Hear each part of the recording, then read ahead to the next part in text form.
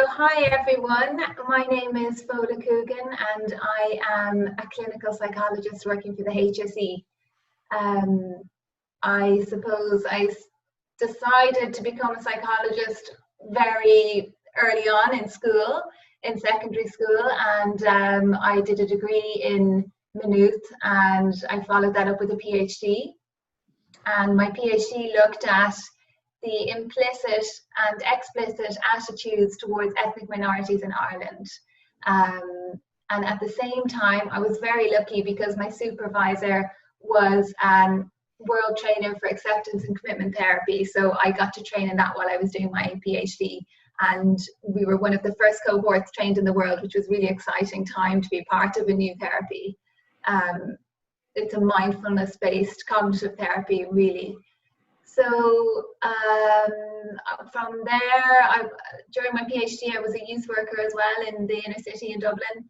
And I worked with a lot of young people who had, I would say, multiple early childhood kind of adversity. And that was very helpful for me to understand child development, actually.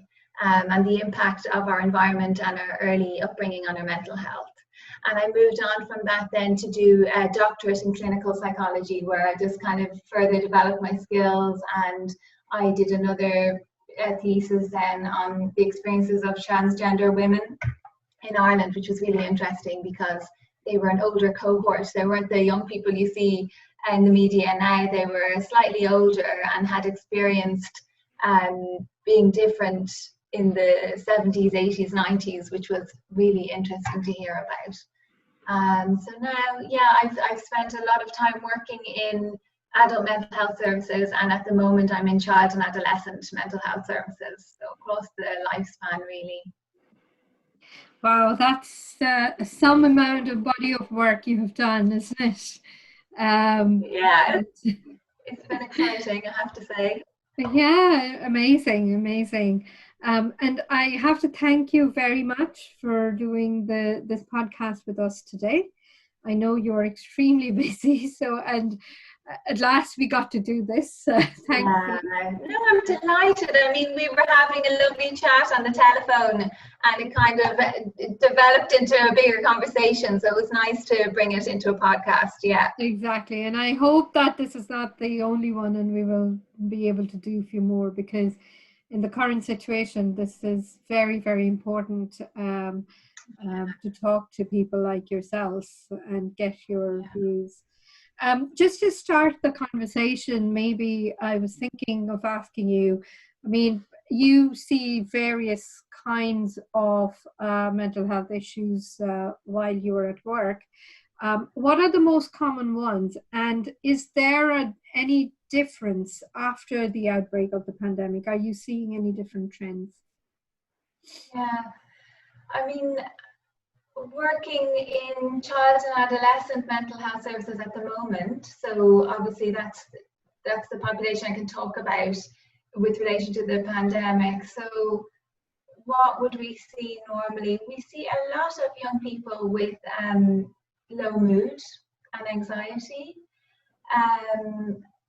young people who are struggling to cope with all of the stressors in their lives. So not necessarily in their family homes, but perhaps school being an extra stressor, managing peer groups and relationships, and managing social media is a huge one. So we would see so many young people who I would say spend, gosh, maybe 20 hours on their phone. You know, they have really internalized social media and that way of being in the world in a way that I possibly can't relate to 100% at my age, because they've grown up with it, the phone as a part of them, which is really interesting when you think about the research on attachment styles and the phone.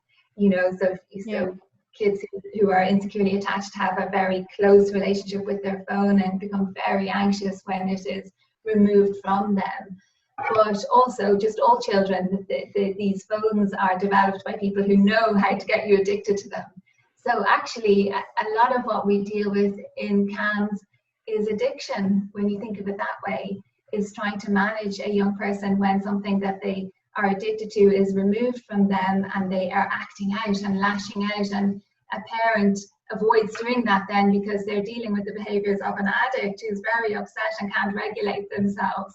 So a lot of kids regulate themselves with their phone, and when I say that, it's not true emotional regulation, it's really pressing pause on the emotion that needs to be processed. They're distracting with their phones. And then also coming across content that's going to escalate the emotion while they're on there. So that's a huge feature for us at CAMS, actually. Regardless of the reason the young person has come in, the phone will become a big part of how they're currently coping with stress in their lives, and helping parents to put boundaries around that in a very gentle way. You can't remove someone's coping strategy altogether, you know. So another coping strategy that is dysfunctional and used a lot is self-harm. We've a lot of young people in Ireland self-harming.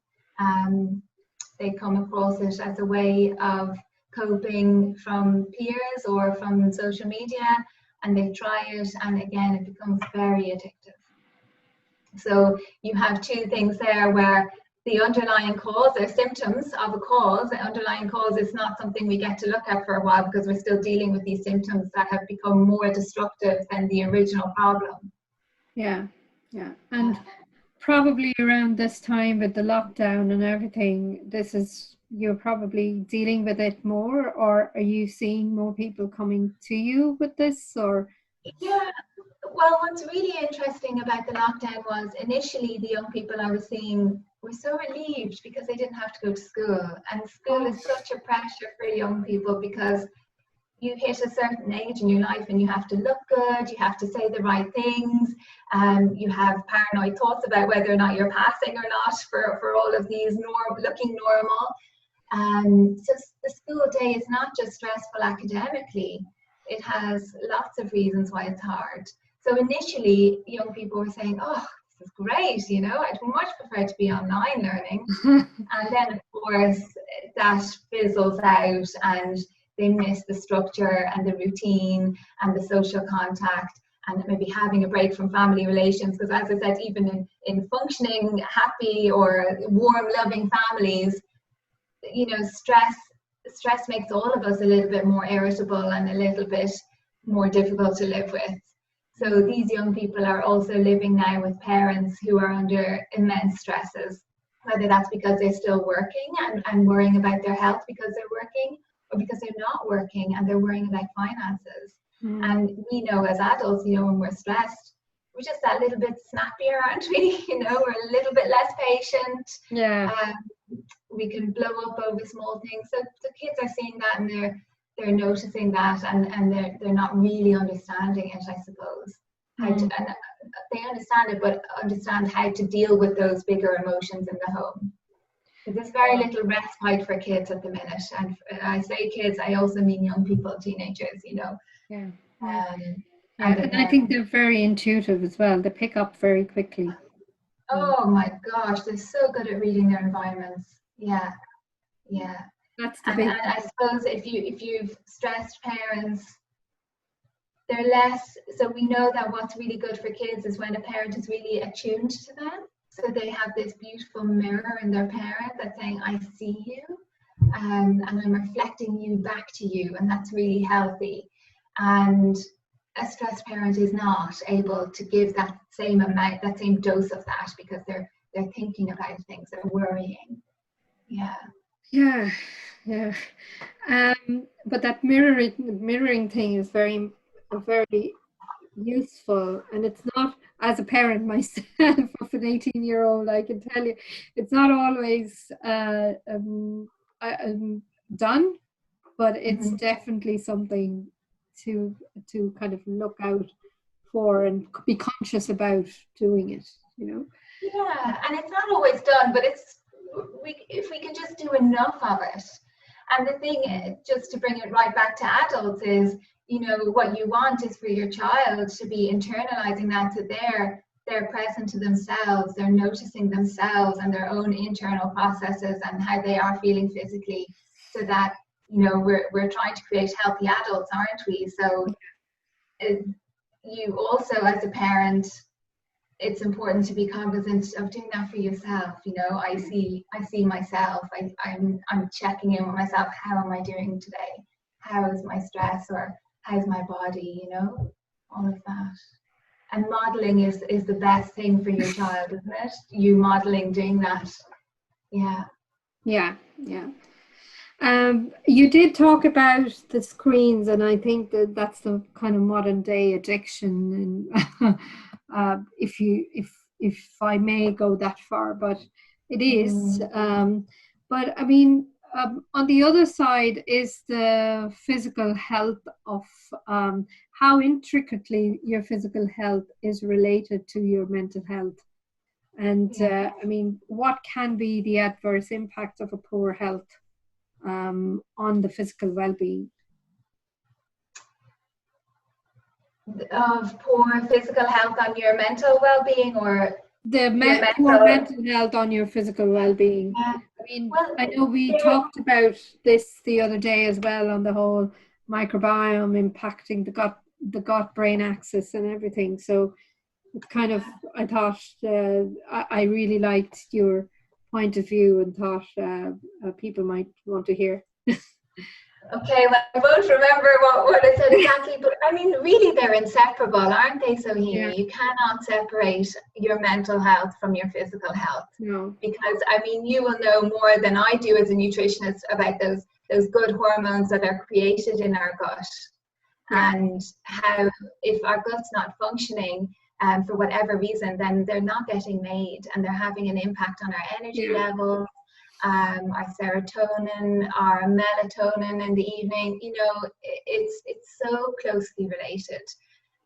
So when we're seeing anyone who's coming in with something like low mood or anxiety, of course their bodies have a story to tell as well.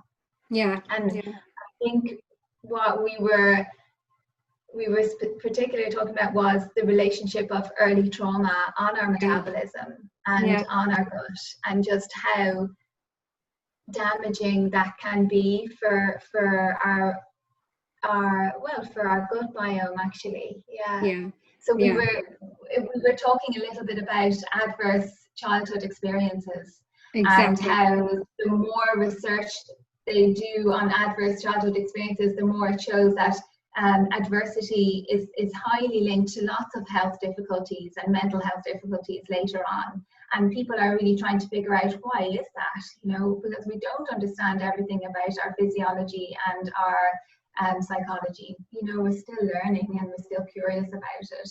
But there is a kind of a dose effect. So the more adverse childhood events you have, the more likely you are to be at risk for different health difficulties, like heart difficulties, cancer, depression, risk-taking behaviors that put you at risk, you know. Obesity is another one. So part of that is looking at how does trauma affect our physiology, and we know a little bit about that because we know about the autonomic nervous system. And we know that when we're very stressed, we can go into our sympathetic nervous system, which is stress, and it's that fight or flight. We're getting ready to deal with something very frightening and threatening. Or we can go into another response, which is feeling immobilized and frozen. And whichever response we go into, it affects our gut. Our metabolism slows down. We're not digesting things. Our brain has bigger fish to fry, so to speak, which is okay if it's only happened a couple of times or for a few minutes, but it's not okay if it's happening very regularly throughout the course of your life, you know, because what can happen is, if we have early trauma as children, where it's happening repeatedly and we're getting very used to going into freezing, we're often reliving that as adults, aren't we? Our thoughts often revisit those events, and we end up reliving things that have not happened in a long time, when we might actually be very safe where we are, but our mind goes back, and our body doesn't know the difference between us reimagining it and it happening again right now. Our body doesn't know the difference between that. So there's the double effect. There's the effect of your brain, your developing brain coping with it as a child, and then the effect of you as an adult right now still coping with it. Yeah, it's the chronic stress which is the problem. I mean, we have to do a whole other podcast about, because that's a very fascinating subject, and I love that subject. Is all about your body shutting down all the non-important, if you want to call it, non-survival necessary kind of functions in your body, so that you can live without digestion for a couple of hours, but not for the chronic stress type of situation. For a fight or flight, it's fine, but not for chronic. And then because of that, your body's not getting all the nutrients for the other body functions, so for your immune system, your reproductive system and everything. And then also, if your digestive system is not working, your acid production or the bile production gets impacted, which then impacts your microbiome as well, and that can have significant impact and can also contribute to your mental health. And it's kind of a cycle that goes on, isn't it?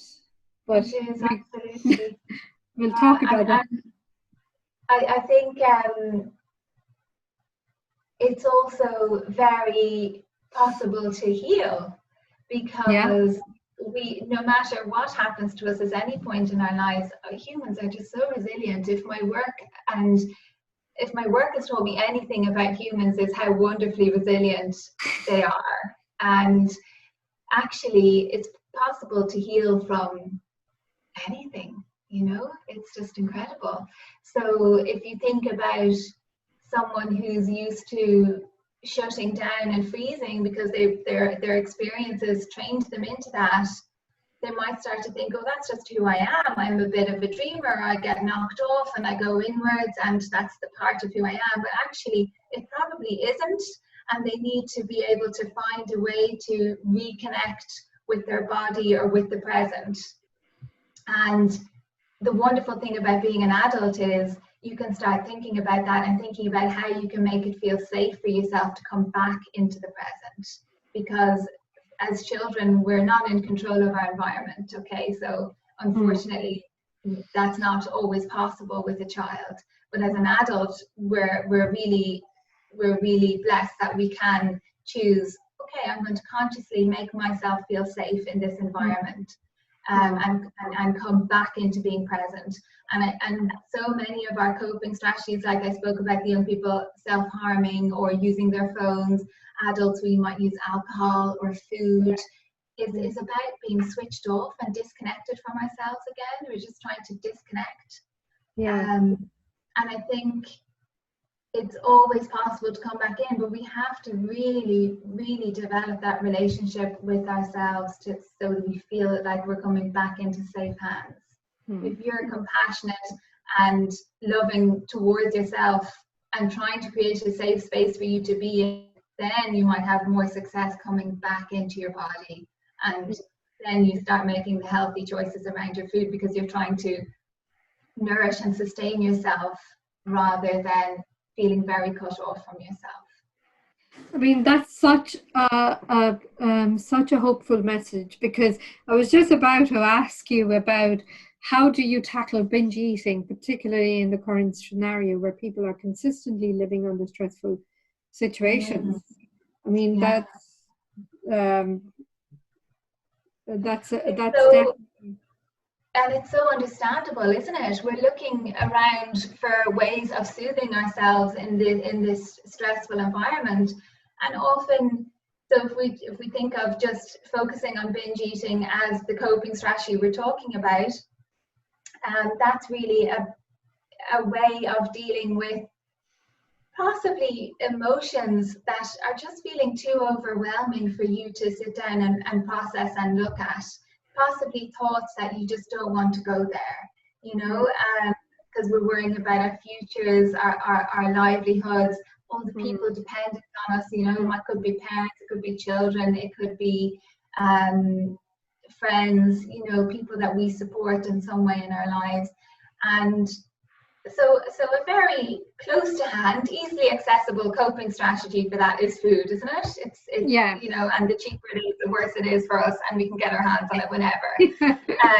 So you can look at it as a way of just trying to, so often I find with clients it's sometimes a way of trying to ground, just trying to feel solid again, because we spend so much time in our heads being very mental and thought focused, that we're trying to physically ground at the end of the day often. It could also just be a way of dealing with unspeakable emotions. It could be memories, it could be worries, it could be sensations, it could be pain, you know, so that can also be a way. It can be a way also, if we've talked about self-harm a little bit, it can also be a way of self-harming. So bringing yourself back into your body by creating a painful feeling in your stomach can also be a way of coming back into your body. So some people talk about binge eating as a way of directing anger that is at the world back inwards at ourselves. And creating kind of, it's really interesting because, you know, depression is a similar thing. Often people talk about depression as anger at the outside going back in on yourself, because for some reason when something happened it wasn't safe to express it, so you have to deal with it somehow. So rather than it becoming that wasn't okay, you can't do that, it becomes there's something wrong with me, it's my fault, I'm not good enough, because there's something about our environment that doesn't allow us to voice the external problem. So you could think of overeating as a similar way of coping, dealing with the anger in a way you can control, which is by directing it at yourself. Right. And I mean, just while we are talking on the binge eating as well, and I promise this is my last question. A lot of the times, particularly this actually interested me even when I was regularly doing clinics. People would come for weight loss and then they would go, I am exercising so much and I am doing this and that and I'm eating healthy, but I'm still not losing the weight. And you could see that it is the either they're highly stressed or there's some issues with depression or something around there, you know. And a lot of the times, I mean, I won't go as far as obesity, but probably you can include that as well. But a lot of times depression and obesity or overweight can go hand in hand. But there are studies that have not been able to determine whether there is a direct cause and effect relationship, or is it that or maybe that it could be it could cause depression, can cause weight gain, or weight gain could cause depression, something like either or. What would be your view on it? I imagine that the cause could be either or. I imagine that the cause could be something that lowered your mood significantly, and then that changed your coping strategies, or it changed how well you were metabolizing your food, the two things probably. Or it could be something in your physiology has affected your hormones and your mood has gone down. So it must be both, you know. The possibility is that it's both. I mean, what I would say about food, our relationship with food and how we manage our emotions with food, is to try and shift it to seeing it as actually when I have the urge to binge eat, or, you know, if we're looking the other end of the spectrum, to not eat, it's because often people swing between the two, don't they? They could be anorexic for 5 years of their life and they could overeat for 10 years, and they're swinging because it's about relationship with how they regulate their emotions through food. Like eating disorders, not only just eating disorders. And we have to wonder and be curious about eating disorders so compassionately, because our bodies are holding so much for us. And when we've been through something so difficult that it's changed our relationship with our body and our food, that's a very intimate thing, isn't it? And there's a lot of grief around that, because we're sometimes punishing our bodies or putting it through a lot of stress in order to cope with our experiences in the world. So I would say, you know, the first thing to do if you find yourself using the food as a way of doing that is to notice when you have the urge not to eat or to eat, because it's the urge that's telling you something. It's saying, hey, you are stressed out. You are not happy today. What's happening for you today? Go back through your day. How was your morning? Did somebody say something? Did you take on that little bit too much today? Did you not say no when you should have said no? You know, be a detective about this urge comes up when I'm stressed and I'm not feeling safe. So use it like a detective. And then rather than giving into the urge, I mean, giving in is somehow saying there's something wrong with that. It could be a really adaptive thing to self-soothe in that moment. But rather than going down the kind of a behavior road that you don't want to, a habit you'd love to break, think, what are the other ways I can soothe myself right now? You know, because the food gets me to a more relaxed feeling.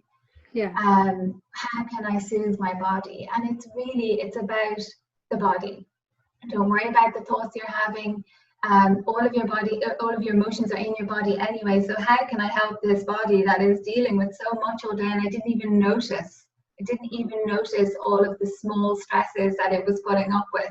You know, me not going to the toilet, staying at the screen for 3 hours, me not taking my lunch break, me not going for a little walk, you know, all of this stuff that my body has to put up with because I'm overriding it all day long.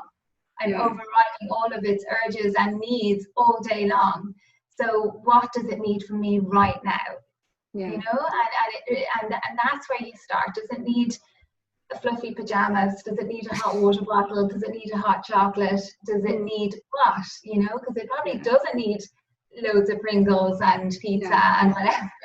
It just needs your attention, you know, that you're interested and that you're noticing it.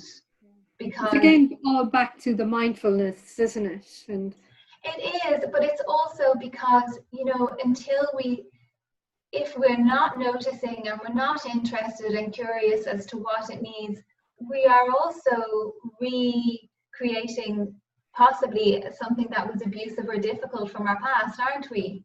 We're shutting it out, we're saying no to it. And that pushes us out of our bodies even more, you know. And I think difficult experiences push us out of our bodies to survive them.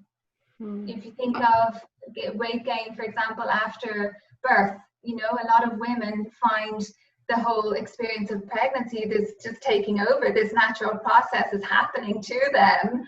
And the experience of giving birth, again, your body's going to do it. There's only one way to get that baby out, isn't it? It has to happen. And a lot of our hospital systems see the woman as quite passive in that, actually. They even think you could be able to do it lying down on your back flat, you know, when you've got so much sensation and pain. To be able to lie still on your back is just inconceivable in those moments. But again, that's a very extreme example of feeling pushed out of your body, because after you give birth, your body changes again, and women have to really build up a new relationship with that new body. And some women just don't, because it's too painful. There's the trauma around the birth, there's getting used to a new shape, and it can, again, that can be a stage where people get pushed out of their bodies and they start to gain weight, and it just keeps on going because they're no longer in relationship with their body. I think kind of your work on acceptance and commitment therapy, you know, that kind of might play a big role in these type of cases. Yeah, it really does. You know, when you're talking about clients who are saying, God, I'm exercising so hard and I'm not eating, you know, in one way you have to really watch that, don't you? Because it could go from using food as a punisher to using exercise and diet as a punisher, and you're on such a tightrope as a therapist, because that's not what you want. You want them to change the relationship that they have with themselves. So it's coming from, you don't mind. I mean, who cares if you don't lose weight, if you are happy with yourself at the end of this process? Isn't that wonderful? You feel great.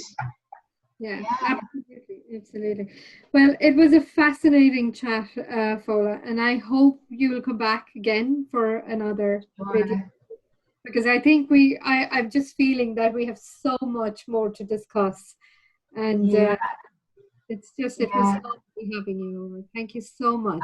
Oh, thank you, Sohini. It was a pleasure. Really loved it. Okay. Bye, everyone. So easy to talk to, and it's brilliant.